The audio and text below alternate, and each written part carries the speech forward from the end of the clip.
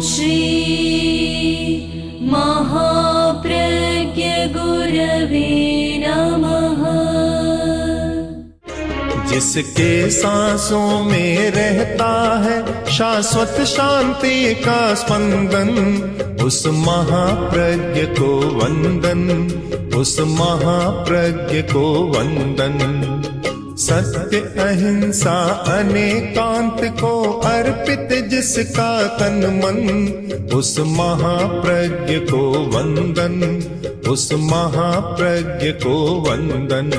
जिसके सांसों में रहता है शाश्वत शांति का स्पंदन, उस महाप्रज्ञ को वंदन, उस महाप्रज्ञ को वंदन।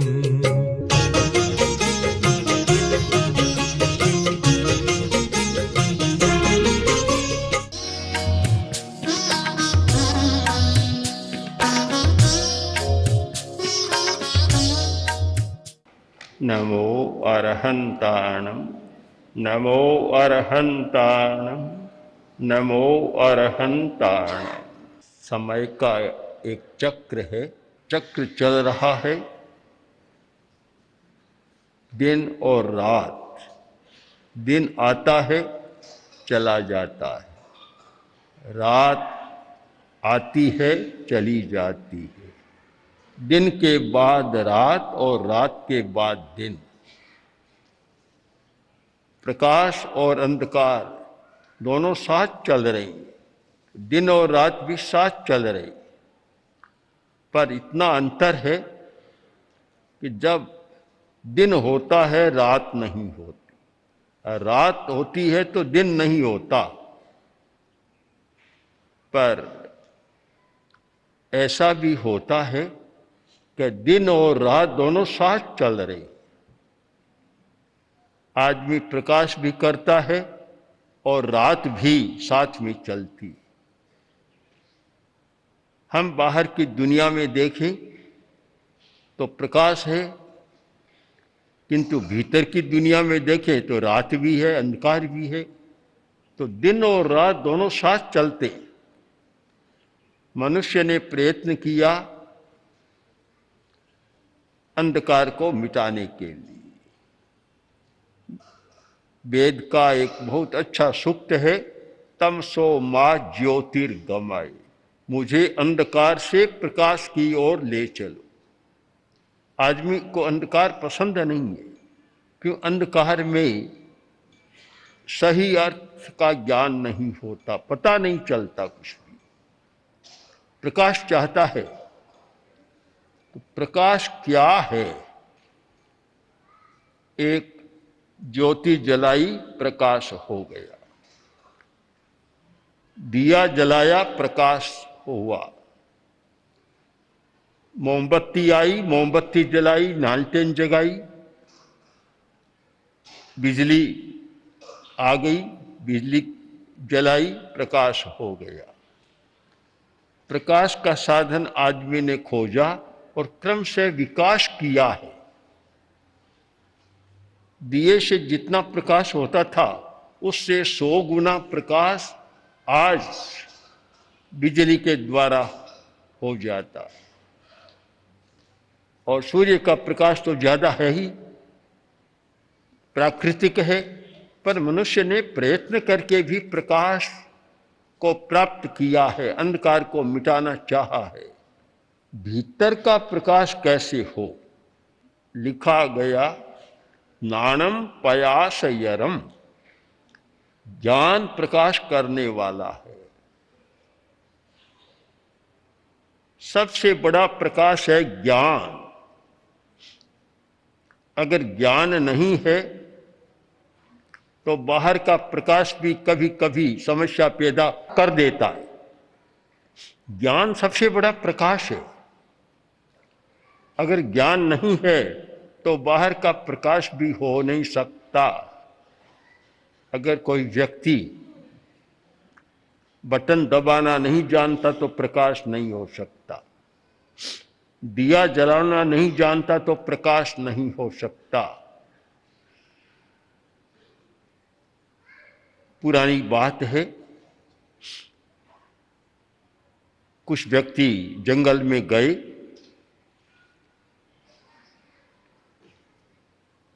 चार व्यक्ति थे। तीन ने कहा हम लकड़ियां काट कर ले आएंगे और तुम यहां रसोई बनाओ।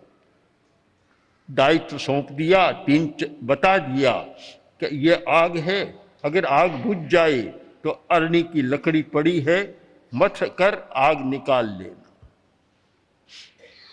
तीनों चले गए। वह आराम से सो गया। सोचा अभी बहुत समय है, और जहां जहां आलस्य और प्रमाद होता है वहां विघ्न अवश्य आता है। तो प्रमाद किया, आलसी आदमी था, उठा जागा तो बुझ गई आग।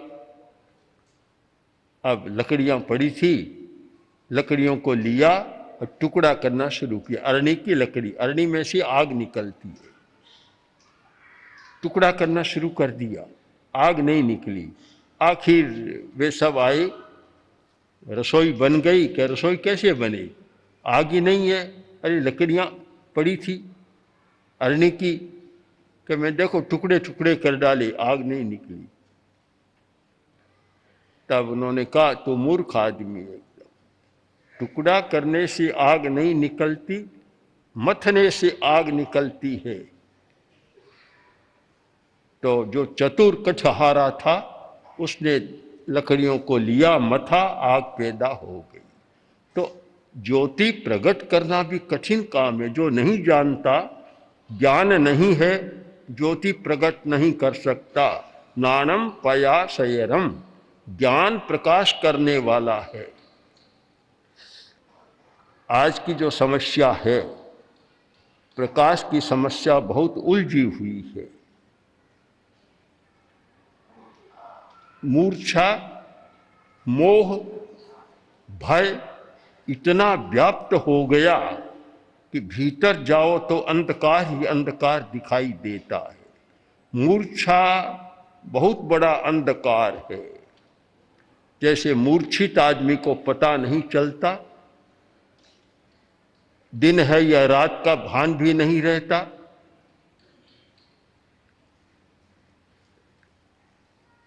इतनी मूर्छा बढ़ गई पदार्थ के प्रति और उपभोग के प्रति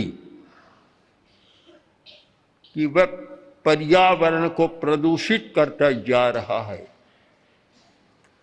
कह भी रहा है कि पर्यावरण प्रदूषित हो रहा है, ओजोन की छतरी का छेद बढ़ रहा है, कह रहा है, पर कर वही रहा है कि जिससे पर्यावरण का प्रदूषण बढ़े और ओजोन की छतरी का छेद और चौड़ा हो जाए। काम वही कर रहा है। तो जब जानता है फिर क्यों करता है, बड़ा प्रश्न है। इसका समाधान बहुत साफ है कि भीतर का अंधकार है, मूर्छा है। मूर्छा में आदमी जानता हुआ गलती करता है। एक आदमी अनजान में गलती करता है, वह तो अज्ञानी है। अज्ञानी तो अज्ञानवश गलती करता है, नहीं जानता इसलिए गलती करता है।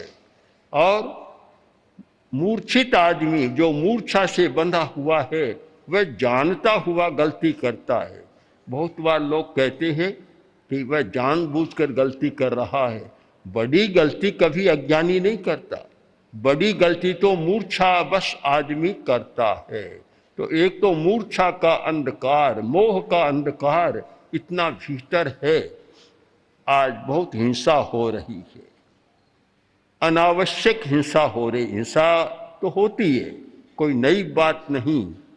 प्रकृति का एक ऐसा नियम है कि हिंसा रसोई के लिए, पेट भरने के लिए हर प्राणी कर रहा है, कोई नई बात नहीं। पर इस युग की नई बात यह है कि अनावश्यक हिंसा करता है। आदमी ही ऐसा है जो अनावश्यक हिंसा करता है। पशु अनावश्यक हिंसा नहीं करता। जंगली प्राणी है, हिंस्र प्राणी है, शेर, बाघ, चीता। भूख है तो मार देंगे, भूख नहीं है तो कोई प्राणी सामने चला जाए नहीं मारेंगे, क्योंकि उनका मारना लक्ष्य नहीं है।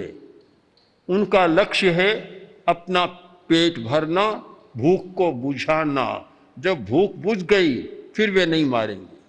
आदमी तो ऐसा है, अनावश्यक हिंसा, तो आज बिना मतलब हिंसा करता है। और यह युग तो अनावश्यक हिंसा का बन गया कि कोई प्रयोजन नहीं, बस एक वातावरण को बिगाड़ना है। गोलियां चलाओ, 10, 20, 50, 100 लोगों को मार डालो।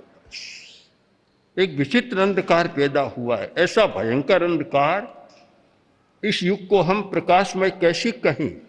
बाहर से तो प्रकाश बहुत बढ़ गया, इतना प्रकाश बढ़ा है कि कभी कभी तो दिन और रात का भेद करना भी मुश्किल हो जाता है। किंतु भीतर में अंधकार इतना फैलता जा रहा है कि आदमी आदमी को आदमी भी नहीं मानता। आदमी को मारना और तिनके को तोड़ने में जैसा कोई अंतर नहीं है। इतनी भयंकर हिंसा हम कैसे माने? प्रकाश का युग है। बाहर को देखें तब तो कहना होगा प्रकाश का युग है, और भीतर की दुनिया में जाएं, भीतर के जगत को देखें तो कहना होगा अंधकार का युग है। ये अंधकार कैसे मिटे? भीतर का अंधकार कैसे मिटे? ये बाहर का प्रकाश और भीतर का अंधकार दोनों साथ साथ कैसे चले? जहां प्रकाश है वहां अंधकार रहना नहीं चाहिए। एक बार अंधकार इंद्र के पास गया, स्वर्ग में गया, प्रार्थना की, प्रभो सारी धरती पर आपका साम्राज्य है, आपका आधिपत्य चलता है। बाहर से तो लगता है कि मनुष्य शासन कर रहा है, और वास्तव में आपका शासन चलता है। और आपके शासन में मेरा एक बड़ा प्रश्न है, एक मेरी समस्या है। इंद्र ने कहा, क्या समस्या है? कि सूरज मेरा पीछा कर रहा है, मैं उसे कुछ नहीं बिगाड़ता, कुछ नहीं करता, पर पता नहीं क्यों वह मेरा पीछा कर रहा है। मैं जहाँ जाता हूँ पीछे आता है, मुझे भगा देता है, टिकने नहीं देता, चैन से बैठने नहीं देता। इंद्र ने कहा, यह तो अच्छी बात नहीं है। सबको अपना अपना अधिकार है, सबको अपने अस्तित्व की रक्षा का अधिकार है। फिर इंद्र ने कहा, वह सूरज ऐसा क्यों करता है? आदेश दिया, सूरज को बुलाओ। सूरज आ गया। इंद्र ने कहा कि देखो तुम्हारी एक शिकायत आई है। प्रभु क्या शिकायत है? कि तुम अंधकार का पीछा कर रहे हो, उस बेचारे को सता रहे हो, भगा देते हो, कहीं टिकने नहीं देते। तुम्हारी ये क्या मनोवृत्ति है? बोला, प्रभु शिकायत किसने की? कि अंधकार ने। आप ये तो मैं अंधकार को जानता ही नहीं, मैंने आज तक देखा ही नहीं उसको, मुझे पता ही नहीं कि अंधकार क्या होता है। अब शिकायत करने वाला सामने तो आना चाहिए, आप मेरे सामने बुलाओ, तब पता चलेगा कि सच कह रहा है कि झूठ कह रहा है। इंद्र ने आदेश दिया कि अंधकार को बुलाओ और सामने प्रस्तुत करो। अधिकारी गए, जाकर कहा कि इंद्र तुम्हें याद कर रहा है, तुम चलो, सूरज वहां विद्यमान है और तुम चलो। वह बोला, मैं जाऊं कैसे? जहां सूरज है मैं वहां जा ही नहीं सकता, मैं जाऊंगा तो मेरा पता ही नहीं चलेगा कि मैं आ गया हूं।